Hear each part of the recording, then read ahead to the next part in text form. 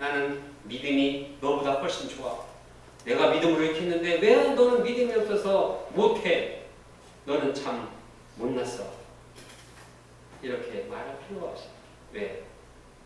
그 믿음도 내 자랑이 아니기 때문에. 믿음도 하나님께서 주신 선물입니다.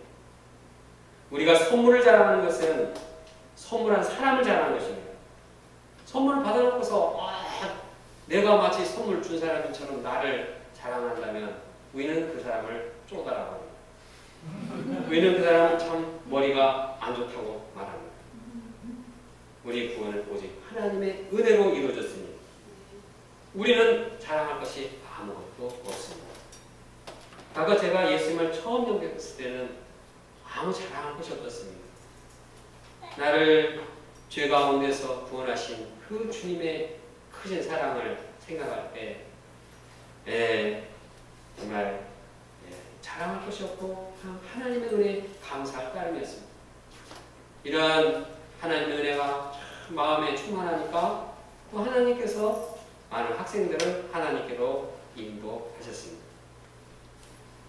그런데 대학을 졸업하고 풀타임 목자가 되고 5년 중에 자랑거리가 생기게 되었습니다. 그래서 나는 대학 2학년 때부터 UBF 정규 출신으로 피싱 받아서 훈련 받고 또 졸업하고 나서 또 풀타임으로 또 인터뷰를 받고 또 UBF의 모든 시니어 목자님들한테 돌아가면서 좋은 교육을 받고 이러한 자랑거리가 자부심이 생겼습니다. 그런데 그것까지는 좋은데 내 주제 파악을 못했습니다. 나는 선한 것이 없고 정말 나는 자랑할 것이 없고 하나님의 크신 긍휼과 사랑과 은혜와 자비가 없이는 한순간도 살 수 없는 이런 비참한 존재라는 사실을 잊기 시작했습니다. 진노의 자식이었던 저를 구원하신 그 하나님의 크신 은혜를 잃어버리기 시작했을 때 이제 제 눈에 보이는 것은 사람들이었습니다. 하나님의 크신 은혜를 생각할 때는 내 마음에 은혜가 충만하지만 하나님의 은혜를 잃어버리기 시작할 때 내 마음에는 하나님의 은혜는 사라지고 사람을 많이 바라보게 되었고 그럴 때는 사람을 많이 바라보니까 짜증이 났습니다. 사람을 많이 바라보니까 요구하는 마음이 생기고 또 더 나아가서는 정죄하는 마음도 생기기 시작했습니다. 이것이 저의 모습입니다. 하나님의 은혜를 생각할 때 마음에 은혜가 충만하지만 나 같은 비참한 자를 용서하시고 사랑을 구원하신 그리고 목자로 삼으신 그 은혜를 생각할 때 모든 사람이 다 귀하게 보이지만 은혜를 잊어버리고 내 사람만 바라볼 때 정말 마음이 힘들고 어려운 것을 깨닫게 됩니다. 그러므로 제가 항상 하나님의 그 크신 사랑을 기억하기 원합니다. 죄와 허물로 죽었던 나의 인생을 일방적인 은혜와 사랑으로 인도하시고 영원한 하나님 나라의 이러한 예수님과 함께 왕노하게 된 그 은혜를 감사하며 그 일을 기억해야겠습니다. 제가 가진 믿음도 내가 얻은 것이 아니요 하나님께서 주신 값없는 선물임을 깨달아야겠습니다. 내가 자랑하고 내세울 것은 아무것도 없습니다. 우리가 자신을 자랑하지 못하는 이유가 또 있습니다. 그것은 현재와 미래에 대한 우리의 방향도 다 하나님께서 예비하셨기 때문입니다. 과거를 바라볼 때 그 은혜를 생각할 때 우리는 내 자신이 정말 아무 비참한 존재라는 것을 깨닫고 하나님의 은혜에 감사하며 겸손하게 됩니다. 앞으로 나에게 이루어질 일에 대해서도 내 자신이 한 것이 아니라 하나님께서 다 계획 잡으시고 선한 일을 계획하시고 이루시고 또 그 일을 위해서 나를 이제 새 사람으로 만드셨다는 것입니다. 10절을 함께 읽어보겠습니다. 시작.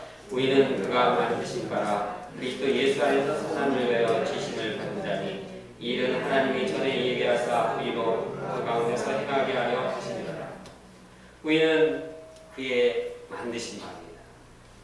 창조주 하나님께서 그의 솜씨로 만든 작품입니다. 내가 창조했으니까 하나님의 창조물입니다.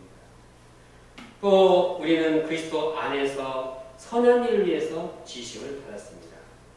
하나님께서 선한 일을 계획하셨고 선한 일을 하기 위해서 우리를 구원하셨습니다. 또 선한 일을 하도록 구원하실 뿐만 아니라 구원에 맞는 새 사람으로 만드셨습니다.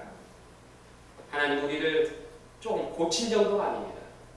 우리를 완전히 죽은 우리를 갖다가 이제 완전히 다 부숴서 새로운 피조물로 만드신 것입니다. 하나님께서 오래전부터 계획하시고 또 그러한 선한 일도 이루시고자 하셨고 그 일을 위해서 우리를 구원하셨고 그 일을 이루기 위해서 우리를 새롭게 하셨는데 우리가 한 일이 무엇입니까? 아무것도 없습니다. 우리는 하나님 앞에 자랑할 것이 없습니다. 그러므로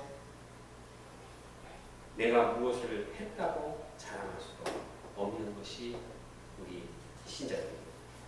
그러나 문제는 우리는 내가 선한 일을 했다고 은연중에 자랑하기가 얼마나 쉬운지 모릅니다. 은연중에 나를 내세우고 내가 뭐 했다, 내가 선한 일을 했다 이렇게 자랑하기 쉽습니다. 이렇게 하다 보면 서로 다툼이 생깁니다. 나는 선한 일을 했다. 이렇게 자랑하다 보면 너는 뭐 했냐? 이렇게 비교식과 또한 정죄로 이어집니다. 이것은 우리 사람이 해야 할 일이 아닙니다. 정죄는 하나님의 맡긴 일입니다. 우리는 우리를 통해서 하나님께서 이 선한 일을 이루신 것을 감사하고 찬양해야 합니다. 그러면 우리가 선한 일이 이루어질 때, 우리를 통해서 선한 일이 이루어질 때 우리가 해야 할 일이 무엇입니까? 그것은 하나님의 은혜의 풍성함을 드러내는 일입니다. 다 같이 7절을 함께 읽겠습니다. 시작. 이는 그리스도 예수 안에서 그에게 자비하심으로써 그 은혜의 지극히 풍성함을 오는 여러 세대에 나타내려 하십니다. 하나님께서는 은혜의 지극히 풍성함을 이 풍성한 은혜를 앞으로 오는 세대에 계속 드러내기를 원하십니다. 하나님께서 우리를 부르시고 구원하신 목적이 바로 여기에 있습니다. 하나님의 영광을 드러내기 위해서입니다. 하나님이 지극히 풍성한 은혜를 보이도록 하기 위해서입니다.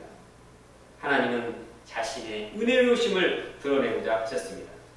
그럼 우리가 선한 일에 쓰임받고자 우리를 통해 선한 일이 이루어져 나갈 때 우리는 자기를 자랑하기보다 하나님의 풍성하신 은혜를 드러내야 합니다.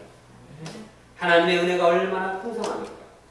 진노받아야 할 자신을 용서하시고 구원하신 그 하나님의 은혜, 나를 위해서 선한 일을 예비하시고 구원의 역사를 이루어 나가시며 나를 새롭게 매일매일 빚어주시고 나를 새롭게 성령으로 도와주시고 나를 성장케 하신 그 은혜를 이제 증거해야 합니다.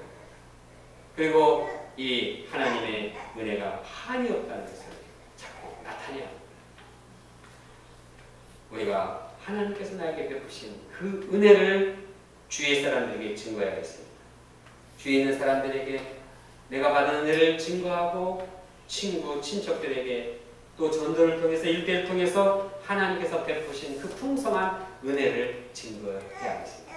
우리가 받은 은혜가 많은데 풍성한 하나님의 은혜가 있는데 우리만 딱 알고 끝나면 어떻게 겠습니까?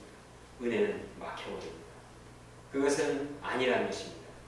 그것은 하나님의 은혜를 이제 단절되게 하는 것입니다. 우리는 하나님의 은혜를 자꾸 찬양함으로써 그 은혜가 이 세상에 점점 더 퍼지도록 풍성하게 만들어야 하는 것입니다.